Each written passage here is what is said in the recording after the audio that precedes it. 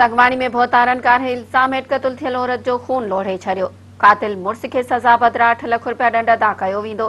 जरगाई वॾेरनि अनोखो फ़ैसिलो ॾेई इंसाफ़ी कानून जा बखिया उडेड़े छॾिया। पिटाई कॉलोनी पुलिस थाणे जे हद ॻोठ अली नवाज़ जखराणी में जवाबदार इस्माइल जखराणी महीनो अॻु पंहिंजी घरवारी फातिमा खे कारहे इल्ज़ाम हेठि क़तल कयो हो। कारहे जो इल्ज़ाम मुनवर अली जखराणी मथां लॻायो हो। जखराणी बिरादरी जे धुरियुनि में शुरू थियल कारहे तकरार जो मुबैना निबेरो कयो वियो। निबेरे में बिरादरी जे सभई माण्हुनि शिरकत कई। धुरियुनि जूं ॻाल्हियूं ॿुधण बाद कारहे जे इल्ज़ाम हेठि आयल मुनवर अली जखराणी जी धुर ते इल्ज़ाम साबित थियण बाद 8 लाख रुपया ॾंड रखियो वियो। ॾंड जे 8 लाख रुपया रक़म मक़तूला फातिमा जे कातिल मुड़िस इस्माइल जखराणी खे अदा करण जो फ़ैसिलो ॿुधायो वियो। ॿई धुरियूं फ़ैसिलो क़बूल कंदे खीरखंड थी वियूं। ॾंड जी रक़म मां 1 लाख रुपया मौक़े ते अदा कया विया।